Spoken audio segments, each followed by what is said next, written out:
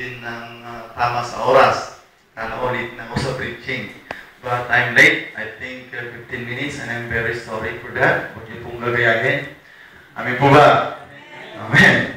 So praise the Lord. So before we go on, our topic for today is about the prayer of Jesus for His disciples. So nakita po natin dito that Jesus prayed for us, disciples of the Lord. Amen. Who is the disciples of Jesus here? Amen. Amen. So we are the disciples of Jesus. That's why Jesus prayed for the disciples, for the early believers, and even today, Jesus prayed for us. Amen. So nakita po natin dito kung paano po nanalangin ng ating Panginoong Jesucristo. Bakit kailangan pa tayong panalangin ng Panginoong Jesucristo? Pwede naman tayong gabayan. Because He knows, sabi nga ni Brother MC kanina, Brother Raul, this is a simple word. That's why we need strength, we need the words of God, we need one another, and we need the prayer of one another. Amen. Because it is a simple word, sinful word, and this word is, sabi ng Biblia, it is the God of this word is Satan. So that's why Jesus prayed for His disciples. And about our text, Brother Enrico Monte Alegre read a while back in John chapter 17, verses 1 to 21. But he read it to us after verse 20, verse 1 to 20 only. But anyways, thank you very much. And I will be reading verse 21. And verse 21, chapter 17 says, that they all may be one, as you, Father, are in me, and I in you, that they also may be one in us, that the world may believe that you sent me. Okay, before we go on, let us bow our heads and let us pray. Father in heaven, we thank you so much for this opportunity once again that you've given to your servant to preach the word, Lord God. And Lord God, I pray that you know my limitations. You know that I am finite, Lord God. But you, as my God, is finite God. My Lord, I pray, Lord God, that you will bless your people, Lord God, and strengthen your people through your words, Lord God. I pray in the name of Jesus, and I rebuke any kind of evil spirit in this place, disturbances in this place. Get out in the name of Jesus Christ. And I pray, Lord, that you will prepare the hearts and minds of the congregation right now. And may we ask the Holy Spirit, we acknowledge your presence and work with us today. Thank you, Lord, for all the things that you've done. This is our prayer in Jesus' name. Amen. Hallelujah. Praise the Lord. Amen. Okay, in John chapter 13, makikita po natin doon while in the upper room of His disciples, makikita po natin doon that Jesus reveals that it is Judas who would betray Him. Amen. Makikita po natin doon, kung binasa po natin in John chapter 13, sinabi po doon ng Panginoon na si Judas ang magbibitray sa Kanya. So, nung after Judas left, Jesus gave the disciples a discourse. Nag-discourse po siya, and which He sought to comfort, console, and give assurance and instruction to prepare them for the ordeal through which He and Demas passed. So, upon completion of that discourse, Jesus offered the prayer for His disciples, which is recorded in John chapter 17. Yung pong binasa natin kanina, yun po yung prayer ng ating Panginoong Jesus. So, marami po na tayong makikita doon, which is prophetable for us. At kung pinag-aralan pa natin ng malalim yung pong prayer ng Panginoon, ay magbibigay pa rin sa atin ng maraming benefits sa ating mga buhay pananampalataya. Amen. So ngayon, pag-aaralan po natin yung pong prayer ng ating Panginoong Jesus. So ano po ba Ano po ba yung mga ipinanalangin ng ating Panginoon sa ating mga buhay? So number one for that, the Lord Jesus Christ, He prayed that His disciples must be kept. Or mababasa po natin yan in John chapter 17 verses 11 and 12. Ano po ang sabi niya? I will be reading to you in the Tagalog. Sabi niya in John chapter 17 verses 11 to 12. Verses 11 and 12, sabi niya in Tagalog, at ngayon ako'y papunta na sa iyo, aalis na ako sa sanlibutan, ngunit nasa sanlibutan pa sila. Sabi ng Panginoong Jesucristo, Amang banal, ingatan mo sila sa pamamagitan ng kapangyarihan ng iyong pangalan. Pangalang ibinigay mo sa akin. So, anong pangalan? Sabi niya, anong pangalan na binigay sa kanya? Jesus. Jesucristo, mga kapatid ko kay Kristo. Upang sila'y maging isa kung paanong tayo'y isa. So, sabi niya sa verse 12, habang kasama nila ako, iningatan ko sila sa pamamagitan ng kapangyarihan ng iyong pangalang ibinigay mo sa akin. Inalagaan ko sila at ni isa'y walang napahamak liban sa taong humanap ng kanyang kapahamakan upang matupad ang kasulatan. So in verse 11, maliwanag dito that the Lord Jesus prayed to the Father that the Father will keep us because we are in this Word. We are in the Word. That's why, sabi niya, Lord, pinapanalangin ko, Amang banal, pinapanalangin ko na ingatan mo sila. So, yun po yung panalangin ng ating Panginoong Jesus, that they may keep by the name or authority of God. So dapat ingatan tayo sa pangalan ng ating Panginoong Jesucristo. So the authority of God, ay sabi niya, ingatan mo sila. So yun po yung panalangin ng ating Panginoon. Bakit tayo pinanalangin ng Panginoon na ingatan tayo? Bakit?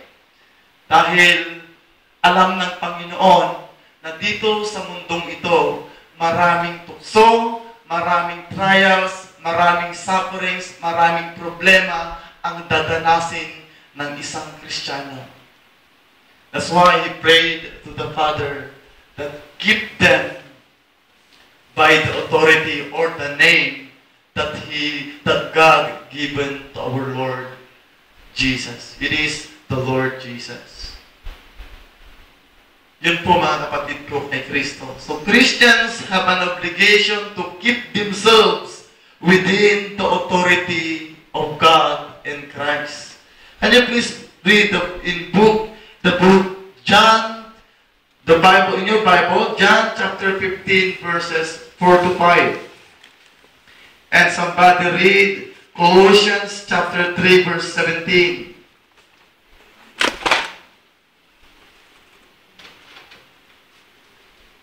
Okay, can you please read that? John chapter 15 verse 4 to 5 and Colossians chapter 3 verse 17. John chapter 15 verse 4 to 5. Abide in me and I in you.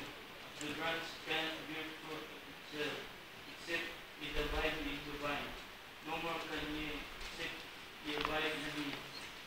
Verse 5. I am the vine, ye are the branches. He that abideth in me, and I in him, the same bringeth forth much fruit. For without me, ye can do nothing. And Colossians chapter 3 verse 17. Colossians chapter 3 verse 17. And whatever you do in word or deed, do it all in the name of the Lord Jesus, giving thanks to God the Father. Amen. In John chapter 15 verse 4 to 5, it says, abide in me and I will abide in you. So Christians must keep themselves always abiding in the Lord, the authority that God has given. It is the Lord Jesus Christ. So kailangan tayo mga Kristiyano ay palagi po tayo naka-abide sa authority sa ating Panginoong Jesucristo para hindi po tayo mawala sa ating pananampalataya, mga kapatid ko kay Kristo. Because out of the Lord Jesus Christ, wala po tayong magagawa, mga kapatid ko kay Kristo. At kung mayroon man tayong gagawin, We will do it in the name of Jesus, not in the name of such people in authority na gusto mo lang siyang i-please and you do the works. But if we do the works, do it in the name of Jesus. All ministries, all the works, we must do it in the name of Jesus. Amen po ba, mga kapatid? Amen. So that's why talagang dito sa iglesia ito, praise the Lord. I praise God because you do the works before the Lord, not anything else, not to somebody else, but in the name of the Lord. Hallelujah. Sana mga kapatid, ipagpatuloy po natin, let us keep the words, let us stand by faith, stand in the name of the Lord Jesus Christ and do the work through our Lord Jesus Christ. Hallelujah. Amen po ba? Amen. Amen. Praise the Lord. So according to the prayer of Jesus, we cannot be kept unless we are careful to abide in His name. So let's be careful to abide to His authority. Amen po ba? Let's always abide to the Lord Jesus Christ. And number 2, fasten your seatbelt dahil ang oras po natin. Number 2, he prayed that his disciples must be joyful. Amen. Amen. So, pinalangin niya na dapat ang mga disipulo ng ating Panginoong Kristo ay walang nakasimangot. Amen. So, kailangan nandun po yung kaligayahan. Nagniningning po yung kaligayahan ng isang Kristiyano. Hallelujah. Praise the Lord. Amen. Are you have a joy? Do you have a joy in your heart? Amen. Amen. So palaging kinakanta sa DVDs noon, joy, joy, joy, joy, joy. Puro joy. Dahil like in any kind of situations we have, sana nandun pa rin yung joy because we know that the Lord overcome this world. Hallelujah. Pag naisip nyo, kaya kanina, nung inawit po yung Amazing Grace, na nag-plus sa akin nung nagbalik na ako sa Panginoon. When the young people and the pastor ay nagkakaroling sa aming church, sa aming bahay, sabi ko, Lord, it is my life before. So, Lord, I will go back again to you. Okay, nag-plus sa akin at sabi ko, Lord, thank you for that amazing grace. Hindi mo ako pinabayaan. Siguro, pag pinabayaan ako ng Panginoon, ay kung hindi sa kulungan, sa nitso na ako ngayon. Bakit? Dahil walang patutunguhan yung buhay na dati kong buhay, mga kapatid. So, yun po ay pagpapala ng ating Panginoon at hindi po niya tayo pinabayaan ng ating Diyos na buhay. So, in Isaiah chapter 53 verse 3, can you please read it? In Tagalog, please, kung meron po kayong Tagalog, Isaiah chapter 53, verse 3. Okay, I will be reading to you in Tagalog. In Isaiah Kapitulo 53, o 53, talatang 3, sabi po niya, hinamak siya ng mga tao at itinakwil, nagdanas siya ng sakit at hirap, wala man lang nagtapon ng sulyap sa kanya. So, parang dito mga kapatid, it is entirely too many people think of Jesus only in terms of sorrow. Kapag naalala na, si Panginoon, nakakalulog naman ang Panginoon. Parang ganun po. Parang in terms of sorrow, naalala nila ang Panginoon. But, alam niyo mga kapatid, in John chapter 15, verse 9 to 11, makikita po natin doon that He had also joy. And He desires that His disciples be full of the same kind of joy He had. Hindi lang naman po ang ating Panginoon ay mag-alala natin ang Panginoon sa ating gitna ng kalungkutan. Pero ang ating Panginoon ay meron din siyang kaligayahan at ang gusto niya ay maramdaman natin ang kaligayahan niyon, the same kind of joy na mayroon po siya. So ano po yung joy ng ating Panginoon? Ano po yung kaligayahan ng Panginoon? Yung bang nakita niyo nung bubang Panginoon na humalakhat ng malakas? Tumawa ng malakas? Ano po ba yung joy ng Panginoon, mga kapatid? What is the joy of our Lord Jesus Christ? So His joy was not based on external conditions or circumstances. Hindi yun po ang joy ng Panginoon. Ano po yung joy ng Panginoon? Can you please read John chapter 16 verse 33? Ano? It is the joy of our Lord Jesus. In John chapter 16 verse 33, makikita po natin yung joy ng ating Panginoon. These things, Okay? these things I have spoken unto you, that in me ye might have peace. In the world ye shall have tribulation, but be of good cheer. I have overcome the world. Hallelujah, praise the Lord. It is the joy of our Lord. Sabi niya, be of good cheer. I have overcome the world. Hallelujah. Praise the Lord. Amen. And sometimes, makikita natin doon sa ako, mga kapatid, kapag mayroon akong na-overcome na trials, oh, praise the Lord. There's a joy in my heart. Kapag na-overcome mo ang isang temptation, Lord, thank you. I've overcome the temptations. And the Lord overcome the world. So, it is the joy of our Lord Jesus. At sabi niya, yun din daw sana ang maramdaman natin. Amen. Maramdaman natin yung joy ng Panginoon that God, the Lord Jesus Christ, overcome the world. Hallelujah. Praise the Lord. So sana yun din po, mga kapatid, ang ating maramdaman. So, being a true disciples, dapat nandun din yung ating kaligayahan na alam natin ng Panginoong Jesucristo overcome the world. So whatever trials comes in our way, problems in our way, conflict in our way, sufferings in our way, we know that Jesus overcome the world. So we will overcome all those trials also. Amen. Amen. Amen. Praise be the name of the Lord. Hallelujah.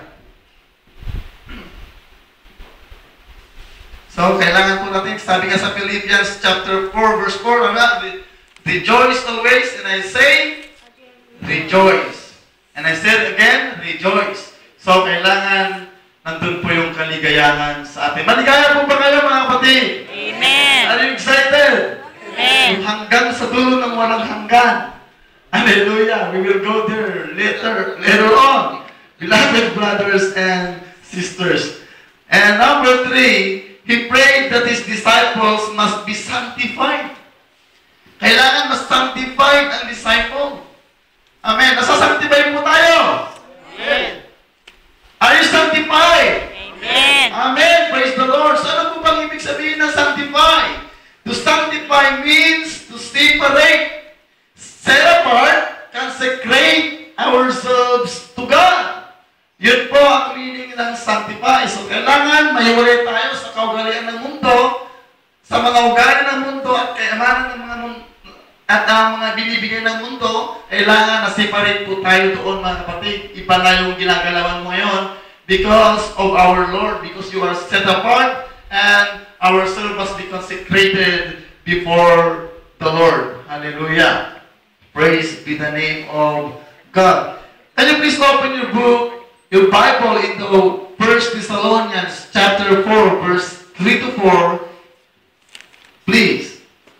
And verse 7. 1 Thessalonians chapter 4, verse 3 and 4, verses 3 and 4, and 7. For this is the will of God, even your sanctification, that you should abstain from fornication, that every one of you should know how to possess his vessel in sanctification and honor. 7. 7.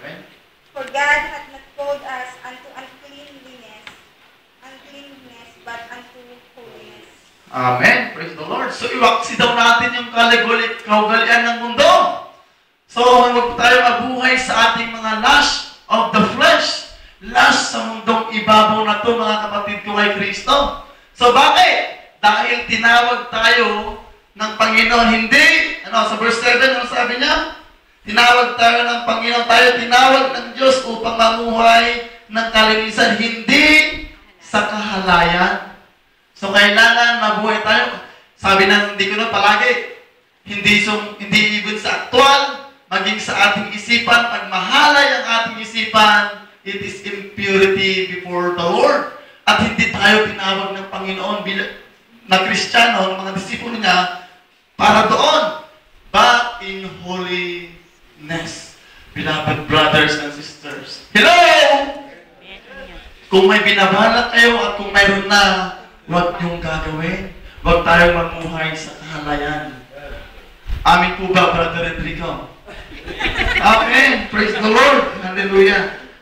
Praise be the name of the Lord. Hallelujah. So in 2 Timothy, the last verse, 2 Timothy chapter 2, verse 21, ano po yung sinasabi? 2 Timothy chapter 2, verse 21. Chapter 2. If a man therefore pursue himself from this, he shall be a vessel unto honor, sanctified and meet for the master's use, and prepared unto every good work. Amen. Praise the Lord. So, tayo po, sinantify tayo ng Panginoon, and God prepared us to do good works. Amen. Naka-prepare tayo para po gumawa ng mabuti. And we will go to our outing today. I hope you will prepare to do good works. Amen. Amen. Baka naman naka-prepare yung utak mo. Maraming naka-2 pistons sa Lord, I will buy sunglasses. Black. So that's why Deacon Noni will not see my eyes. Baka naman naka-prepare dyan and say, Lord, I will buy telescope. That's why even too far I can see it. But hindi tayo tinawag doon, kapatid. Tinawag tayo for holiness. And God tinawag tayo para i-prepare natin ang sarili natin to do good works. Hallelujah. And I hope so, we will do good works. There, in hanggan, sa dulo ng walang hanggan. Hallelujah. Praise the Lord. Ano po ba? Amen. Praise God. So, okay, last but not the least. He prayed that all who believe in Him might be one, even as He and the Father are one, in John chapter 17, verses 20 to 11.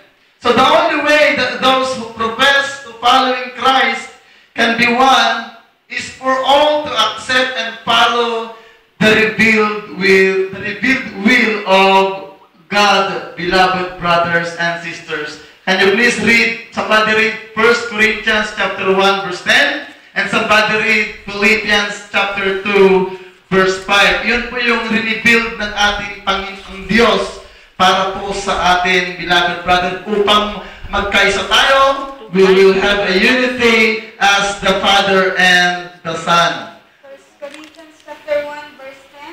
Now I beseech you, brethren, by the name of our Lord Jesus Christ, that ye all speak the same thing, and that there be no divisions among you, but that ye be perfectly joined together in the same mind and in the same judgment. Amen. Praise the Lord.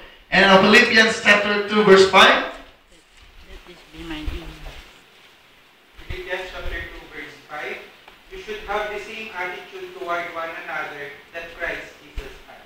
Amen. Praise the Lord. At kung nangyari ito, mga kapatid, kung nangyari ito sinabi ng Biblia in 1 Corinthians chapter 1, verse 10 and Philippians chapter 2, verse 15, harmony results. Magkakaunawaan, tayo po ay hindi man tayo it will be like this. It will be united, beloved brothers and sisters, and there's no division at all. Kung yun po ang ating gagawin, mga kapatid ko kay Kristo. And we must strive for unity according to Ephesians chapter 4, verses 1 to 3. Please, it is the last verse. Can you please read it in Tagalog? That's why we will understand all. You know, Ephesians chapter 4, verses 1 to 3. It says we must strive for unity. Can you please read it in Tagalog? you know. Ephesians chapter 1 verse Chapter 4. 4. chapter 4 verse 1 to 2. 1 to 2.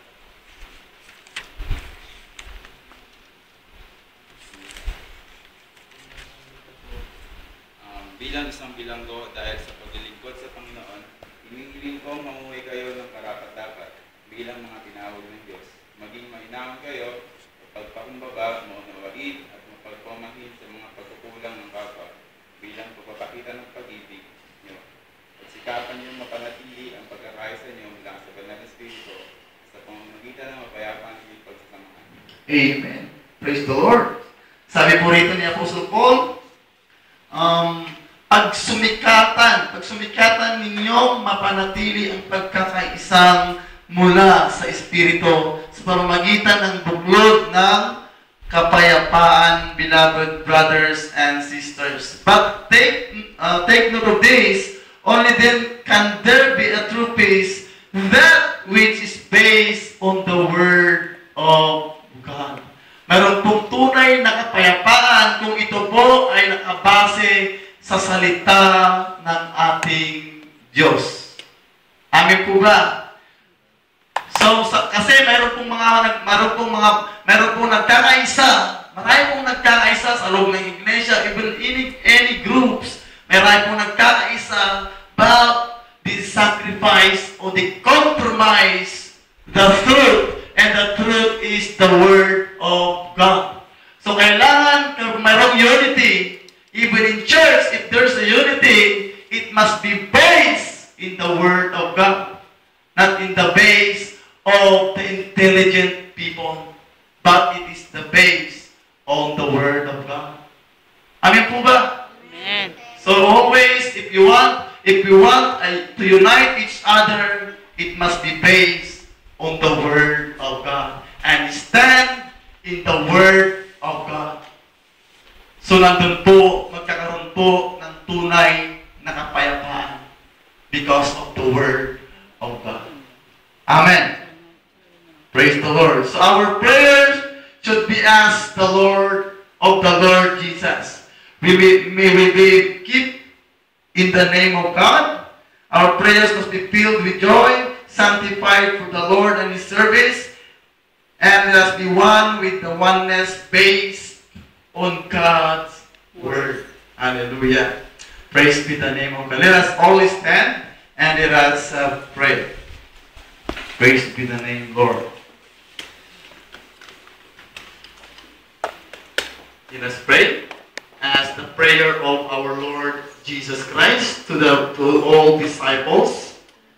Ipinanalangin ng ating Panginoong Jesucristo that tayo po ay must abide always in the authority which God's given name. It is the Lord Jesus Christ.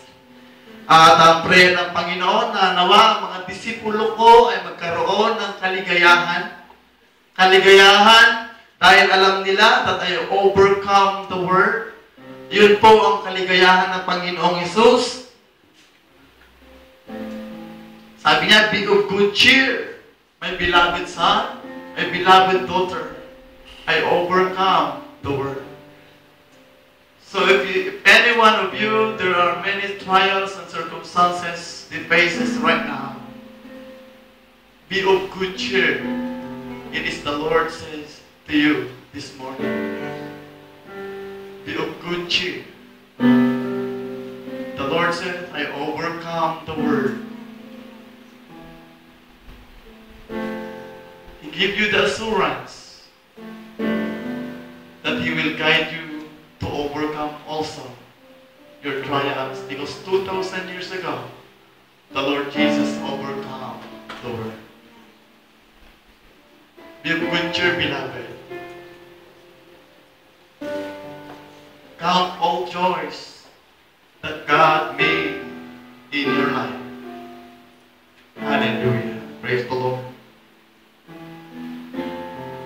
Praise be the name of God. Thank you, Lord, for your words.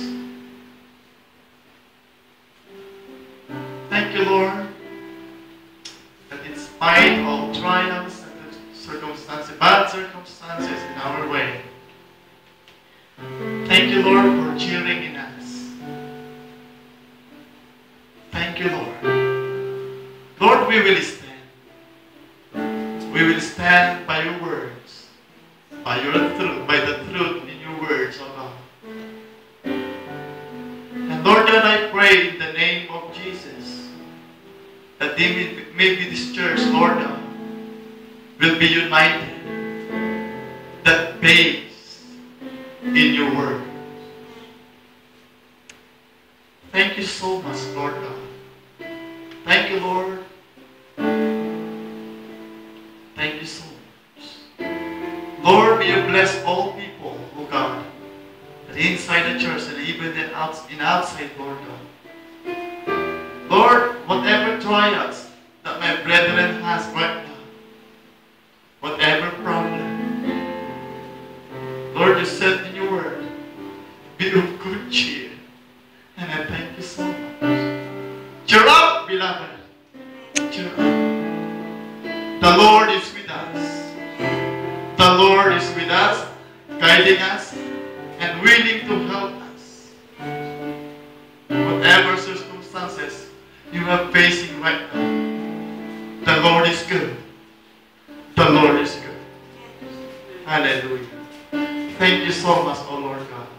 Father, thank you so much, Lord Jesus, for your prayer to us. Thank you, Lord. Lord, help us, Lord God, to always abide in you, because it is our very desire to be like you, Lord Jesus. Thank you, Lord, for the joy, Lord God, that you've inculcated into our hearts and minds. Lord, nawa Panginoon, ay maramdaman po namin yung kaligayahan mo. Dahil sabi mo sa iyong panalangin, ang kaligayahan mo naway maging kaligayahan din namin. And Lord God, it is our joy that you overcome the world. And we will overcome also the world, Lord God, through your help, through the guidance of the blessed Spirit.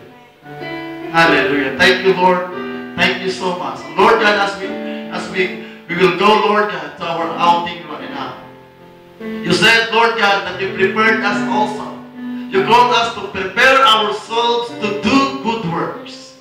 And Father God, as we go there, Lord God, may you find us faithful unto you, doing the good works, Lord God. Good works based in your words, Lord God. Thank you so much, Lord God, for this day. And Lord God, we entrust to you our trip for today. Lord, bless the driver. Bless our bus. Hold our bus. Lord, hawakan mo po ang aming bus, Lord God. Ilayo mo kami sa anumang kapamakan. Ilayo mo po kami sa anumang disgrasya, Panginoon. And Lord God, may this church will be a channel of blessings in Hanggang River right now. And I claim that in the name of Jesus.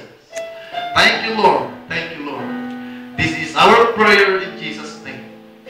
Amen. Let us give a clap of